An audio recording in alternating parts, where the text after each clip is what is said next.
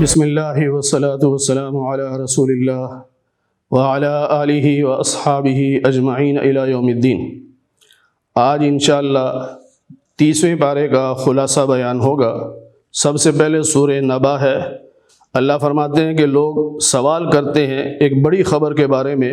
یعنی قیامت کے بارے میں، ان قریب انہیں پتہ چل جائے گا۔ اکثر لوگ یہ کہتے تھے، کافر لوگ، کہ جب ہم مر جائیں گے، مٹی ہو جائیں گے، ریزہ ریزہ ہو جائیں گے، دوبارہ کیسے زندہ ہوں گے؟ تو ان کو سمجھانے کے لیے اللہ نے یہ بتایا کہ کیا میں نے زمین کو بچھونا نہیں بنایا، پہاڑوں کو کیل نہیں بنایا، نہیں میخیں، تمہیں جوڑا جوڑا پیدا نہیں کیا، تمہاری نیند کو، تمہاری تھکاوٹ دور کرنے کا ذریعہ نہیں بنایا، رات کو لباس نہیں بنایا، دن کو معیشت کے لیے یعنی روزگار کی کمائی کا ذریعہ نہیں بنایا، اور کیا تمہارے اوپر 7 آسمان نہیں بنائے، کیا سورج نہیں بنایا، کیا آسمان سے بادل یعنی بارشیں نہیں برسائیں جن کے ذریعے سے ہم نے فصلیں پیدا کی ہیں اور باغات پیدا کیے ہیں۔ اسی طرح جو اللہ یہ سارے کام کر سکتا ہے، اس اللہ نے تمہارے لیے ایک وقت بھی مقرر کر رکھا ہے، یعنی قیامت کا دن۔ جب سور پھونکا جائے گا تو سب گروہ در گروہ وہاں جمع ہو جائیں گے، آسمان کے دروازے کھول دیے جائیں گے، پہاڑ اپنی جگہ سے ہلا دیے جائیں گے، اور جہنم گھات میں بیٹھی ہوئی ہوگی نافرمانوں کے لیے،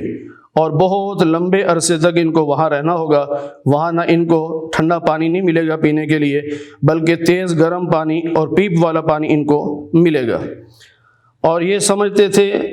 کہ کوئی حساب کتاب نہیں، اس لیے ہماری آیات کا انکار کرتے تھے، حالانکہ ہم ان کی ہر بات کو لکھ رہے تھے۔ اور پھر اس دن کہا جائے گا قیامت کے دن کہ اب عذاب چکھو، تمہارے عذاب میں اضافہ تو ہو سکتا ہے، کمی نہیں ہو سکتی۔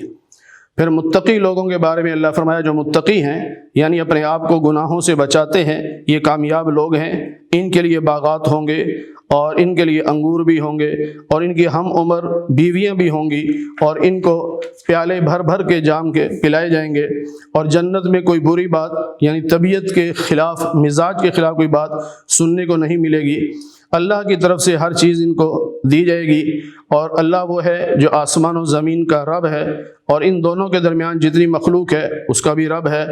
اور اللہ سے کوئی بات نہیں کر سکے گا۔ قیامت کے دن سیدنا جبریل علیہ السلام بھی اور فرشتے بھی صفے بنا کے کھڑے ہوں گے۔ اللہ جس کے لیے اجازت دے گا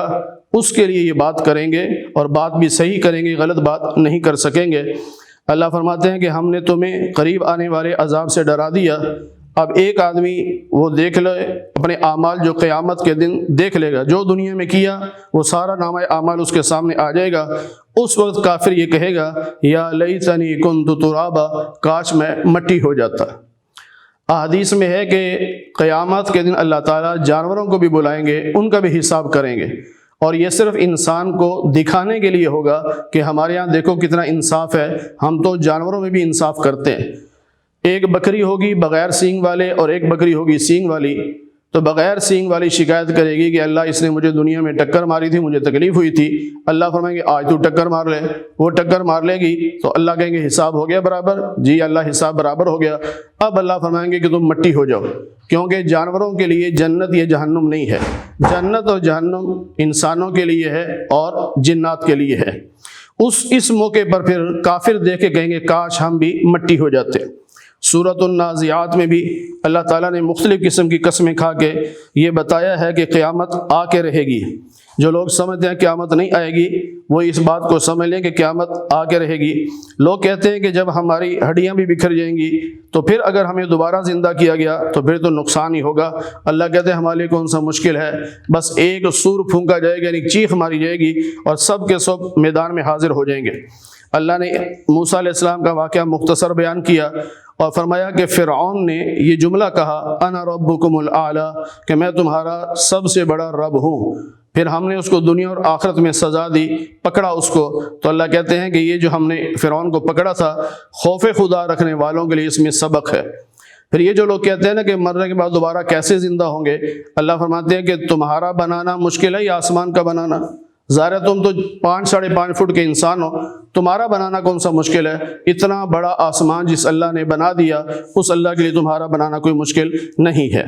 پھر اللہ فرماتے ہیں کہ ہم نے رات بھی بنائی، دن بھی بنایا، دن کی روشنی اور رات کا اندھیرا، اور زمین کو بچھایا، اس سے ہم نے پانی بھی نکالا، چارہ بھی نکالا، پہاڑوں کو بھی گاڑ دیا۔ تو یہ ساری چیزیں بیان کر کے فرمایا کہ قیامت آئے گی، اس دن ہر انسان کو اپنی محنت سامنے نظر آ جائے گی، اور جہنم جو ہے وہ بھی سامنے لائی جائے گی۔ جو نافرمان ہوگا، دنیا کو ترجیح دینے والا، وہ جہنم میں جائے گا، اور جو رب کے سامنے کھڑے ہونے سے ڈرنے والا ہوگا اور جس نے اپنے نفس کو خواہشات سے روکا ہوگا، اس کا ٹھکانہ جنت ہوگا۔ فرمایا یہ پوچھتے ہیں قیامت کب آئے گی، تو کہہ دیجئے گا اس کا علم میرے رب کے پاس ہے۔ اور جب قیامت آئے گی تو اس دن ان کو یوں لگے گا کہ جس طرح وہ دنیا میں صرف ایک شام یا ایک صبح رہے ہوں گے۔ ابھی تو دنیا میں ہم کہتے ہیں نا کہ میں ایسا کام کر لوں کہ ساری زندگی بیٹھ کے کھاؤں، تو اللہ کہتے ہیں یہ جو ساری زندگی تمہارے ذہن میں ہے، قیامت کے دن تم خود کہو گے یہ زندگی یا ایک صبح تھی، ایک شام تھی بس۔ آگے سورہ عبس کا آغاز ہو رہا ہے۔ نبی پاک صلی اللہ علیہ وسلم کے پاس کچھ سردار بیٹھے تھے مکہ کے، تو حضرت عبداللہ بن ام مکتوم جو نابینا صحابی تھے وہ تشریف لائے۔ انہوں نے کوئی مسئلہ پوچھا تو نبی پاک صلی اللہ علیہ وسلم کو اچھا نہ لگا، ناگوار گزرا کہ یہ تو اپنے گھر کے آدمی ہیں، یہ بعد میں مسئلہ پوچھ لیتے، ابھی تو میں سرداروں کو تبلیغ کر رہا تھا۔ اس پہ اللہ تعالیٰ نے فرمایا کہ آپ نے ناگواری کا اظہار کیا، حالانکہ یہ آپ کے گھر کے لوگ ہیں تو ان کو اہمیت دیجیے، اور وہ لوگ جو آپ کی بات سننا ہی نہیں چاہتے یا نصیحت حاصل کرنا ہی نہیں چاہتے، آپ ان کی فکر کر رہے ہیں، جبکہ جو آپ کی بات سننا چاہتا ہے آپ کو اس کی فکر کرنی چاہیے۔ پھر اللہ تعالیٰ نے قرآن کریم کی تعریف فرمائی کہ یہ فی صحف مکرمہ، بڑے عزت والے یہ صفوں میں لکھا ہوا ہے اور بہت بلند ہے، بڑے پاکیزہ وہ فرشتے ہیں جن کے ہاتھوں سے یہ قرآن لکھا گیا ہے۔ اور انسان کے بارے میں اللہ نے فرمایا کہ انسان بڑا ناشکرہ ہے، کفر کرنے والا ہے، حالانکہ یہ اپنی پیدائش پہ غور نہیں کرتا کہ ہم نے اس کو کیسے بنایا ہے۔ پھر اس کے لیے جو رزق کا انتظام ہم نے کیا ہے، اللہ نے اس کا بھی سارا ذکر کیا، اور فرمایا پھر قیامت کے دن دیکھنا کہ ہر انسان اپنے بھائی سے، اپنی ماں سے، اپنے باپ سے، اپنی بیوی سے، اپنی اولاد سے دور بھاگے گا، یعنی کوئی کسی کے کام نہیں آئے گا۔ اس دن ہر انسان کو اپنی فکر پڑی ہوگی، اور بعض چہرے اس دن تر و تازہ ہوں گے، خوش ہوں گے، مسکرا رہے ہوں گے، اور بعض پہ ذلت چھائی ہوئی ہوگی اور وہ گرد آلود ہوں گے۔ یہ جو گرد آلود چہرے ہوں گے یہ کافروں کے ہوں گے۔ یہ جو 30واں پارہ ہے اس کی ہر صورت میں ہی آخرت کا ذکر آ رہا ہے، خاص طور پر کہ قیامت جب قائم ہوگی تو کیا حالت ہوگی، اور جب دوسرا سور پھونکا جائے گا پھر کیا حالت ہوگی، اور پھر ہر صورت میں کوئی تھوڑا بہت ایک الگ سے سبق اللہ نے بیان فرمایا۔ لیکن سارے پارے کا جو خلاصہ ہے وہ یہی ہے کہ مرنے کے بعد دوبارہ زندہ ہونا ہے، اس میں کوئی شک شبہ نہیں ہے۔ اللہ فرماتے ہیں سورہ تکویر میں کہ جب سورج کو بے نور کر دیا جائے گا اور ستاروں کو بے نور کر دیا جائے گا، پہاڑوں کو اپنی جگہ سے چلا دیا جائے گا، اور 10 ماہ کی گابن اونٹنی، حاملہ اونٹنی وہ ایسے ہی پھر رہی ہوگی، کوئی اس کی فکر نہیں کرے گا، کیونکہ یہ بڑا قیمتی سرمایہ ہوتا تھا، لوگ اس کی دیکھ بھال کرتے تھے۔ تو یعنی قیامت کا جب دن آئے گا تو ایسی حالت ہوگی لوگوں کو اس کی بھی پرواہ نہیں ہوگی۔ پھر سارے جانوروں کو اکٹھا کر دیا جائے گا، سمندروں میں آگ لگا دی جائے گی، اور ہر قسم کے جوڑے یعنی جنتی جہنمی یہ اکٹھے کر دیے جائیں گے۔ وہاں ایک چیز جو ہے جو مکہ میں یعنی عرب میں زیادہ تھی کہ بیٹی کو زندہ ہوتے ہی زندہ پیدا ہوتے ہی زندہ دفنا دیا کرتے تھے۔ 14ویں پارے میں بھی اس کی تفصیل گزری ہے کہ ان کے ہاں غیرت کا معیار یہی تھا کہ جس نے بیٹی گھر میں رکھی کہتے بڑا بے غیرت ہے، اگر بیٹی کو زندہ دفنا دیتا تو کہتے بڑا غیرت والا ہے۔ تو اللہ فرما رہے ہیں کہ اس بچی سے قیامت کے دن یہ پوچھا جائے گا بِأَيِّ ذَنبٍ قُتِلَتْ، تو بتا تو صحیح کس جرم میں تجھے قتل کیا گیا۔ یعنی ایک ہے کہ قاتل سے پوچھا جائے تو نے کیوں قتل کیا، تو ہو سکتا ہے وہ کہہ دے کہ ہمارے ہاں یہ رواج تھا۔ اللہ کہتے ہیں ہم بچی سے پوچھیں گے کہ تیرا جرم کیا تھا، ظاہر بچی کا تو کوئی جرم نہیں، ابھی تو بیچاری پیدا ہوئی۔ پھر اللہ تعالیٰ فرماتے ہیں کہ جہنم کو بھڑکا دیا جائے گا، جنت کو سجا دیا جائے گا، اور ہر انسان جو ہے وہ اپنے اعمال کو اپنے سامنے دیکھے گا۔ پھر اللہ نے ستاروں کی مختلف اقسام کی قسمیں کھا کے فرمایا کہ یہ جو فرشتہ ہے سیدنا جبریل علیہ السلام، یہ اللہ کے رسول ہیں، بڑی عزت والے ہیں، یعنی پیغام لانے والے، بڑی عزت والے، بڑے طاقتور ہیں، اللہ کے عرش کے پاس یہ اس کا مقام ہے، اور سارے فرشتے ان کا اتباع کرتے ہیں۔ یہ ساری چیزیں بیان کر کے فرمایا کہ جو تمہارے ساتھی ہیں یعنی نبی پاک صلی اللہ علیہ وسلم وہ مجنون نہیں ہیں، اور انہوں نے آسمان کے کنارے پر سیدنا جبریل کو اپنی اصلی حالت میں بھی دیکھا ہے۔ اور یہ جو قرآن پیش کر رہے ہیں یہ کسی شیطان کی طرف سے نہیں ہے بلکہ یہ اللہ کا کلام ہے۔ پھر فرمایا یہ قرآن نصیحت ہے تمام جہانوں کے لیے، لیکن سوچے گا وہ، یعنی جو چاہے اب وہ سوچ لے صراط مستقیم پر چلنے کا، لیکن اللہ کہتے ہیں تم تو اپنی مرضی سے سوچ بھی نہیں سکتے کہ میں صراط مستقیم پہ چلوں، اللہ توفیق دیں گے تو بندہ سوچے گا۔ آگے سورہ انفطار میں بھی اللہ نے قیامت کا نقشہ کھینچا ہے اور اس میں یہ بات سمجھائی کہ اے انسان، رب کریم سے تجھے کس چیز نے دھوکے میں ڈالا؟ جس اللہ نے تجھے بنایا ہے، بہترین تجھے صورت دی ہے، اور تو قیامت کا انکار کرتا ہے، حالانکہ تیرے پاس کرامن کاتبین موجود ہیں جو تیرے تمام اعمال کو لکھ رہے ہیں، اور پھر جو نیک لوگ ہیں وہ جنت میں ہوں گے، جو برے لوگ ہیں وہ جہنم میں ہوں گے۔ اور قیامت کیا ہے یہ تمہیں پتہ نہیں، تمہیں نہیں پتا قیامت کیا ہے۔ پھر اللہ بتاتے ہیں قیامت وہ ہے کہ جس دن کوئی انسان کسی کے کام نہیں آئے گا، اور اس دن سارے اختیارات اللہ کے پاس ہوں گے۔ سورہ مطففین میں اللہ تعالیٰ نے ان لوگوں کی مذمت کی ہے جو ناپ تول میں کمی کرتے ہیں یا جو کسی کے حق میں کمی کرتے ہیں، وَيْلٌ لِّلْمُطَفِّفِينَ، جو ناپ تول میں کمی کریں۔ اور اس میں یہ بھی آ جاتا ہے کہ کسی نے اگر کسی کے ساتھ 8 گھنٹے ڈیوٹی کا ایگریمنٹ کیا ہے اور وہ 8 گھنٹے پورے نہیں کرتا بلکہ 6 گھنٹے یا 5 گھنٹے، یعنی کبھی لیٹ آتا ہے، چلا جلدی جاتا ہے، اور یا جو اپنی ڈیوٹی پوری نہیں کر رہا، اپنی جگہ کسی اور کو بھیج کے صرف حاضری لگوا لیتا ہے اور گھر بیٹھے تنخواہ لیتا ہے، تو ان سب کے لیے اللہ فرماتے ہیں کہ یہ ہلاکت ہے۔ اور قیامت کے دن کے بارے میں اللہ نے فرمایا کہ ایک ہے سجین، جو برے لوگ ہوں گے وہ سجین میں ہوں گے۔ سجین یہ دفتر ہے جہنمیوں کا، 7 زمین سے نیچے تحت الثری میں جا کر وہاں ایک دفتر ہے جو جہنمیوں کے لیے بنایا گیا۔ اور اللہ فرماتے ہیں کہ ہلاکت ہے جھٹلانے والوں کے لیے جو قیامت کا انکار کرتے ہیں۔ پھر اللہ تعالیٰ فرماتے ہیں کہ جو نیک لوگ ہوں گے وہ علیین میں ہوں گے، اور علیین جو ہے یہ بھی ایک دفتر ہے، اور یہاں پر اللہ کے بڑے قریبی فرشتے موجود ہوتے ہیں،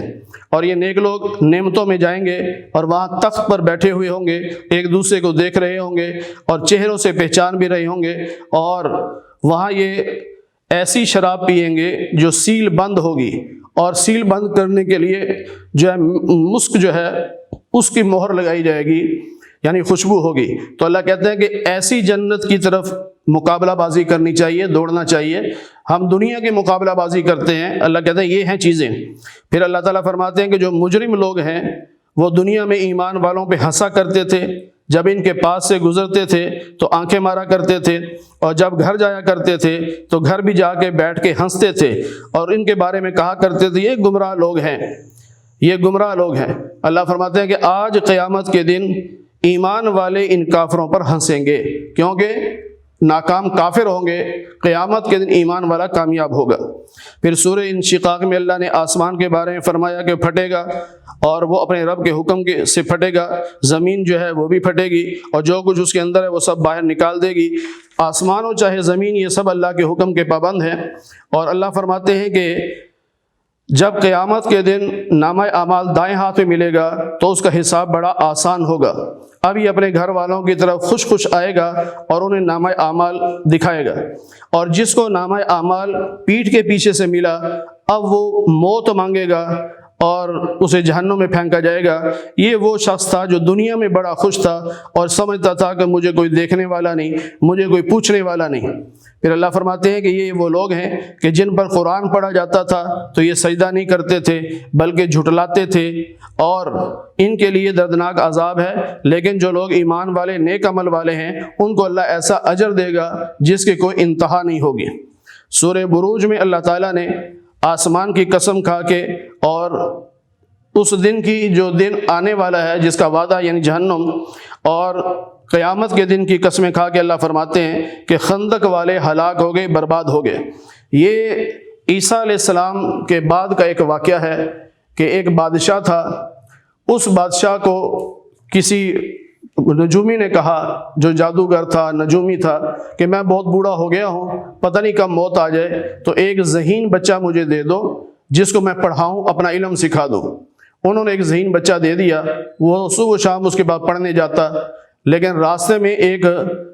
سیدنا عیسیٰ علیہ السلام کا امتی تھا جو راہب تھا، وہ بیٹھا ہوتا تھا۔ اس نے دیکھا کہ بچہ بڑا ذہین ہے، پڑھنے جاتا ہے، تو اس نے کہا تھوڑا وقت مجھے بھی دے دیا کر۔ اب جاتے ہوئے وہ اس نیک آدمی کے پاس بیٹھتا، راہب کے پاس، تو آگے دیر ہو جاتی، وہ ڈانٹتا نجومی، وہاں سے واپسی پر پھر یہ اس کے پاس ٹھہرتا تو گھر والے ڈانٹتے، بہرحال یہ سلسلہ چلتا رہا، دونوں علم حاصل کرتا رہا۔ تو ایک دن ایسا ہوا کہ یہ جا رہا تھا کہ لوگ جمع تھے، راستے پر لوگ جمع تھے، تو اس نے پوچھا کیا ہوا؟ ان کا یہ شیر بیٹھا ہے آگے راستے پہ، ابھی کوئی بندہ جا نہیں سکتا۔ تو اس نے ایک پتھر پکڑا اور یہ دعا کی کہ اللہ اگر یہ جو علم مجھے سکھا رہا ہے راہب، یہ علم اگر سچا ہے تو اس پتھر سے شیر کو مار دے، اور اگر اس نجومی کا علم سچا ہے تو پھر اس پتھر سے وہ نہ مرے شیر۔ اس نے بہرحال بسم اللہ پڑھ کے جب پتھر مارا تو شیر مر گیا۔ لوگ سارے حیران پریشان کہ پتہ نہیں اس کے پاس کیا علم ہے کہ جس کی وجہ سے اس نے شیر کو مار دیا۔ بہرحال جب بادشاہ تک شکایت پہنچی تو بادشاہ کو پتہ چل گیا کہ جو جادو یا نجومی کا علم میں اس کو سکھانا چاہتا تھا وہ تو یہ سیکھ نہیں رہا، یہ تو اور چکر میں پڑ گیا۔ تو اس نے پھر اپنے کرندوں سے کہا کہ اس کو پہاڑ پہ لے جاؤ اور وہاں سے جا کے دھکا دے دو تاکہ مر جائے۔ لے جانے والے خود گر کے مر گئے، یہ زندہ واپس آ گیا۔ پھر اس نے بادشاہ کو بتایا تو بادشاہ نے پھر کچھ اور لوگ بھیجے کشتی میں سوار کر کے کہ سمندر کے درمیان میں لے جاؤ اور اسے وہاں غرق کر دو، ڈبو دو۔ پھر اللہ کی شان کہ وہ لے جانے والے ڈوب گئے، یہ بچ کے آ گیا۔ بادشاہ کو بڑا غصہ چڑھا، اس نے کہا تو کیسے مرے گا؟ اس نے کہا بڑا آسان کام ہے۔ ان کا وہ کیسے؟ اس نے کہا کہ سارے لوگوں کو جمع کرو اور مجھے ایک پھٹے پہ کھڑا کر دو اور پھر مجھے تیر مارو یہ کہہ کر بسم ربی ھذا الغلام، اس غلام کے رب کا نام لے کر ہم تیر مارتے ہیں۔ تو بادشاہ نے کہا کہ اس کے رب کا نام لینا ہے، ایک تیر ہی لگنا ہے تو چلو جان تو چھوٹ جائے گی، لیکن اس کو جب تیر لگا اور اس کی زبان سے جب لوگوں نے سنا کہ بادشاہ نے خود کہا بسم ربی ھذا الغلام، تو وہاں جتنے لوگ تھے وہ ایمان لے آئے اس بچے کی شہادت کی وجہ سے۔ اب بادشاہ کو بڑا غصہ آیا، اس نے خندق کھدوائی اور اس خندق میں آگ جلوائی اور اس آگ میں پھر کئی ہزار مسلمانوں کو اس نے جلایا۔ اس کی طرف اللہ اشارہ کر کے فرما رہے ہیں کہ وہ خندق والے یعنی جنہوں نے آگ میں لوگوں کو جلایا تھا اور خود وہاں بیٹھ کے تماشا دیکھ رہے تھے، یہ خود ہلاک ہو گئے، یعنی اللہ کی نظر میں یہ ناکام ہیں، بظاہر وہ یہ سمجھتے ہیں کہ ہم کامیاب ہیں۔ پھر اللہ تعالیٰ فرماتے ہیں کہ جو ایمان والوں کو ستائے اور پھر اس پہ توبہ بھی نہ کرے تو اس کے لیے جہنم ہے، اور جو ایمان والا ہو اور نیک عمل کرے اس کے لیے جنت ہے، اور یہ سب سے بڑی کامیابی ہے۔ اور تیرے رب کی پکڑ بڑی سخت ہے، ابتداءً پیدا کرنے والا بھی اللہ ہے، دوبارہ پیدا کرنے والا بھی اللہ ہے، بخشنے والا بھی اللہ ہے، اور اپنے بندوں سے محبت کرنے والا بھی اللہ ہے، اور اللہ کا جو عرش ہے بڑی بزرگی والا ہے، اللہ جو چاہتا ہے وہ ہوتا ہے۔ آگے سورہ طارق میں پھر اللہ نے آسمان کی اور ستاروں کی قسم کھا کے وہ بات سمجھائی کہ انسان کو ہم نے کیسے پیدا کیا۔ اللہ فرماتے ہیں کہ ایک اچھلتے ہوئے پانی سے ہم نے اس کو بنایا ہے، وہ پانی جو باپ کی پیٹھ سے اور ماں کی چھاتی سے نکلتا ہے، اور اللہ کہتے ہیں کہ ہم اس کو دوبارہ بنانے پر بھی قادر ہیں۔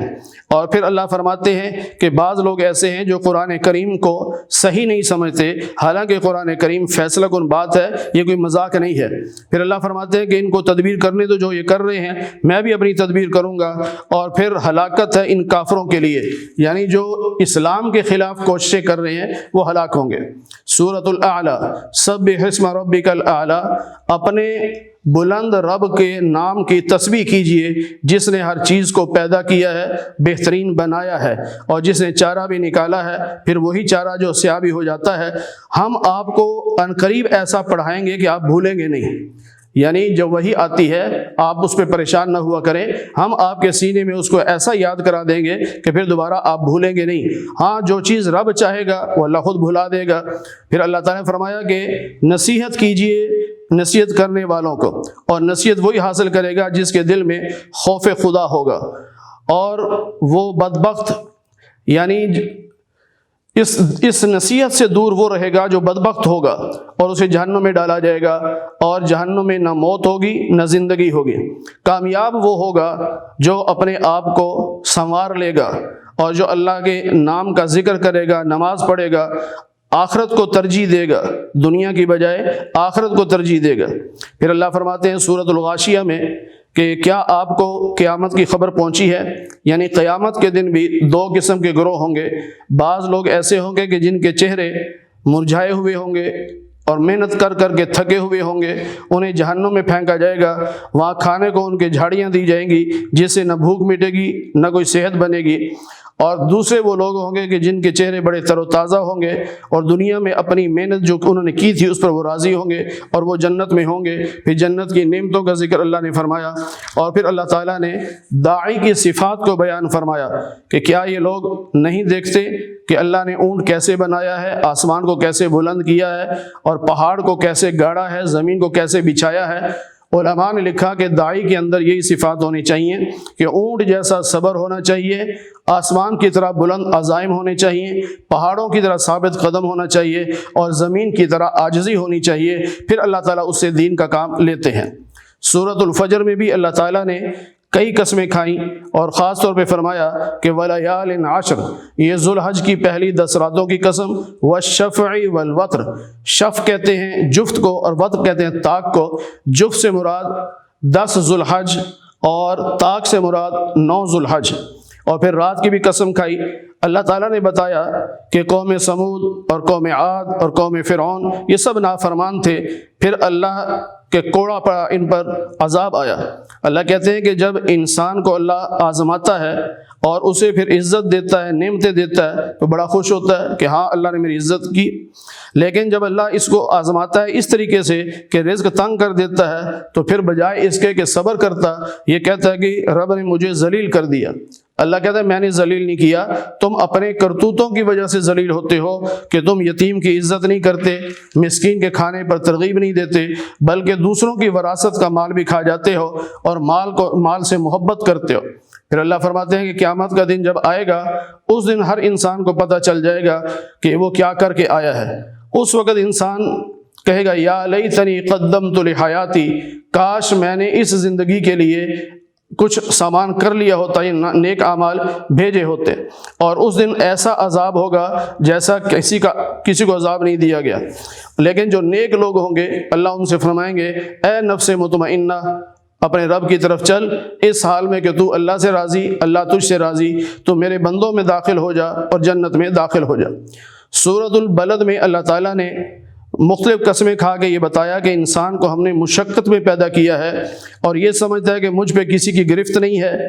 اور اللہ کہتا ہے کہ ہم نے اس کو 2 آنکھیں بھی دی ہیں، زبان بھی دی ہے، ہونٹ بھی دیے ہیں، اور دونوں راستے بھی دکھائے ہیں کہ یہ جنت کا راستہ ہے، یہ جہنم کا راستہ ہے۔ لیکن یہ لوگ پھر ایسے ہیں کہ یتیم کا خیال نہیں کرتے، مسکین کا خیال نہیں کرتے، لیکن جو ایمان والے ہیں اور صبر پر ڈٹ جانے والے ہیں، اس کی دوسروں کو بھی نصیحت کرنے والے ہیں اور رحم کی نصیحت کرنے والے ہیں، یہ ہیں دائیں ہاتھ والے، یعنی جنت میں جانے والے۔ جو ہماری آیات کا انکار کرنے والے، یہ ہیں بائیں ہاتھ والے، یعنی جہنم میں جانے والے۔ پھر سورۃ الشمس میں بھی اللہ نے مختلف قسم کی قسمیں کھا کے فرمایا فَأَلْهَمَهَا فُجُورَهَا وَتَقْوَاهَا، اللہ نے دونوں راستے بتا دیے ہیں، فسق و فجور والا بھی اور تقوی والا راستہ بھی۔ اب انسان کا اختیار ہے کہ وہ کس راستے پہ چلتا ہے۔ جو اپنے آپ کو سنوار لے گا وہ کامیاب ہوگا، اور جس نے اپنے آپ کو نہ سنوارا وہ برباد ہوگا۔ پھر قوم سمود کا اللہ نے یہاں مختصر سا اشارہ کر دیا کہ انہوں نے اللہ کی نافرمانی کی اور اللہ کی اونٹنی کو انہوں نے قتل کر دیا، تو پھر اللہ نے ان کو برباد کر دیا۔ سورۃ اللیل میں بھی اللہ نے مختلف قسمیں کھا کے فرمایا کہ ہر انسان محنت کرتا ہے۔ جو لوگ ایسے ہیں کہ وہ اللہ کے نام پہ خرچ کرتے ہیں اور تقوی اختیار کرتے ہیں اور جنت کا یعنی شریعت کا اقرار کرتے ہیں، اس کو سچ سمجھتے ہیں، تو ہم ان کے لیے جنت کا راستہ آسان کر دیتے ہیں۔ اور جو بخل کرتا ہے اور جھٹلاتا ہے شریعت کو، ہم اس کے لیے جہنم کا راستہ آسان کرتے ہیں۔ اللہ کہتے ہیں کہ آخرت بھی ہمارے پاس ہے، دنیا بھی ہمارے پاس ہے، یعنی دنیا میں بھی رب کی حکومت ہے، آخرت میں بھی رب کی حکومت ہی ہوگی۔ پھر اس صورت کی آخری آیات میں سیدنا صدیق اکبر رضی اللہ تعالیٰ عنہ کے بارے میں اللہ فرماتے ہیں کہ اللہ نے ان کو بدلہ دیا اور وہ صرف اللہ کی رضا چاہتے تھے، ان پر کسی کا احسان نہیں تھا۔ تو جب وہ صرف اللہ کی رضا کے لیے غلاموں کو آزاد کرتے تھے تو اللہ بھی پھر ان کو اتنا انعام دیں گے کہ ان کو راضی کر دیں گے۔ کچھ عرصہ نبی پاک صلی اللہ علیہ وسلم پر وحی نہیں آئی تو مکہ والوں نے شور مچانا شروع کر دیا کہ نعوذ باللہ اللہ نے اپنے نبی کو چھوڑ دیا ہے۔ الفاظ تو لوگوں نے کچھ اور کہے لیکن مطلب یہی ہے۔ پھر اللہ نے قسم کھا کے فرمایا وَالضُّحَىٰ، چاش کے وقت کی قسم، رات کے اندھیرے کی قسم، تیرے رب نے نہ تجھے چھوڑا ہے نہ تجھ سے ناراض ہوا، بلکہ ہر آنے والا لمحہ آپ کے لیے پہلے سے زیادہ اچھا ہوگا، اور اللہ آپ کو اتنا دے گا کہ آپ راضی ہو جائیں گے۔ پھر اللہ نے بتایا کہ آپ یتیم تھے، ہم نے آپ کو ٹھکانہ دیا، آپ طالب ہدایت تھے، ہم نے آپ کو پھر شریعت بھی دی، اور آپ مفلس تھے، ہم نے آپ کو مالدار کر دیا۔ تو یتیم کو جھڑکنا نہیں ہے، اور جو مانگنے کے لیے آئے اس کو بھی جھڑکنا نہیں ہے، اور اپنے رب کی جو نعمتیں ہیں ان کا ذکر بھی کرتے رہنا چاہیے۔ یعنی اللہ نے جو نعمتیں دی ہیں، تحدیث بھی نعمت کے طور پر یعنی شکریہ کے طور پر اس کا ذکر کرتے رہنا چاہیے۔ سورہ علم نشرہ اللہ فرماتے ہیں کیا ہم نے آپ کے سینے کو کھول نہیں دیا اور آپ پر جو بوجھ تھا اسے اتار نہیں دیا، جس کی وجہ سے آپ کی کمر ٹوٹی جا رہی تھی، اور آپ کے ذکر کو ہم نے بلند کر دیا۔ تو یہاں جو بات سمجھائی وہ یہ ہے کہ ہر تنگی کے بعد اللہ نے دو آسانیاں رکھی ہیں۔ ایک مشکل آئے گی، بندہ صبر سے کام لے تو اللہ اس کے بعد دو آسانیاں پیدا کر دے گا۔ اور حکم یہ دیا گیا کہ جب آپ لوگوں میں مصروف رہتے ہیں یعنی تبلیغ کے سلسلے میں، تو پھر رات کو کچھ دیر بیٹھ کر اپنے رب کا ذکر کیا کریں۔ جو بھی انسان لوگوں میں یعنی پبلک ڈیلنگ کرتا ہے تو لوگوں کے دلوں کے جو اثرات ہیں وہ اس داعی کے دل پہ بھی پڑتے ہیں، تو اس لیے اسے چاہیے کہ رات کو کچھ دیر بیٹھ کر تنہائی میں اللہ کا ذکر کرے تاکہ جو غلط قسم کے اثرات دل پہ آگے ہیں وہ ختم ہو جائیں۔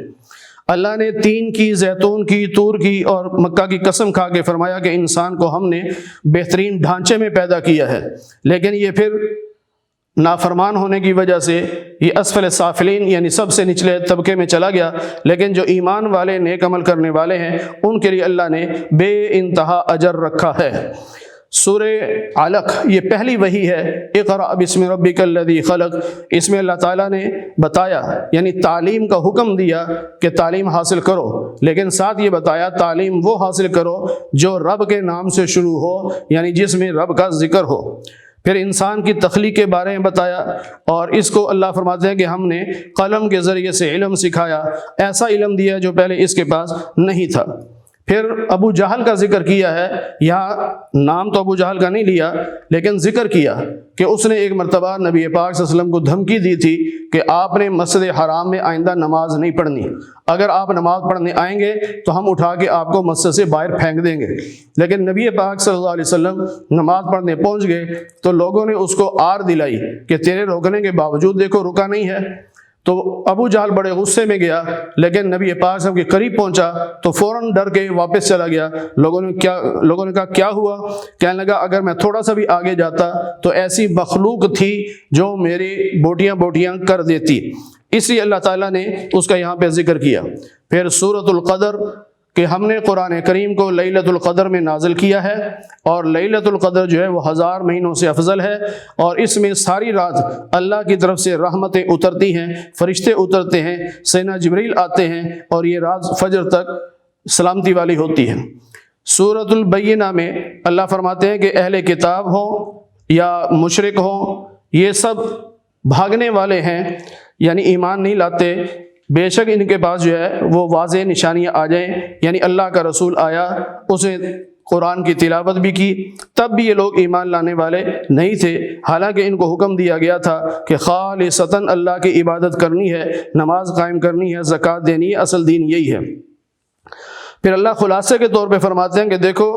جو کافر ہے وہ چاہے اہل کتاب میں سے ہو یا مشرکین میں سے ہو وہ جہنم میں جائے گا، اور یہ بدترین مخلوق ہے، اور جو ایمان والے نیک عمل کرنے والے یہ بہترین مخلوق ہیں، یہ جنت میں جائیں گے، اللہ ان سے راضی ہوگا، یہ اللہ سے راضی ہوں گے۔ سورہ زلزال میں اللہ تعالیٰ نے فرمایا کہ جب یہ زلزلہ آئے گا یعنی قیامت کا دن آئے گا تو زمین جو ہے وہ ہلے گی اور سب کچھ اپنے اندر سے نکال باہر کرے گی، یعنی جو خزانے ہیں وہ بھی اور جو مردے زمین کے اندر ہے وہ بھی۔ اس وقت انسان دیکھ کے کہے گا کہ اس زمین کو کیا ہو گیا کہ یہ ساری خبریں باہر لے آئی ہے۔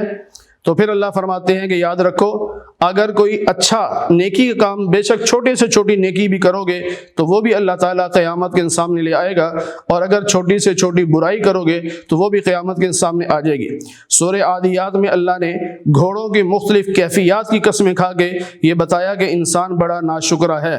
یہ مال سے محبت کرتا ہے، کوئی بات نہیں، اسے پتہ چل جائے گا جب یہ قبر سے نکالا جائے گا، اور جو کچھ اس کے سینے میں باتیں ہیں وہ سب سامنے لے آئی جائیں گی، کیونکہ رب کو تو ہر بات کی خبر ہے۔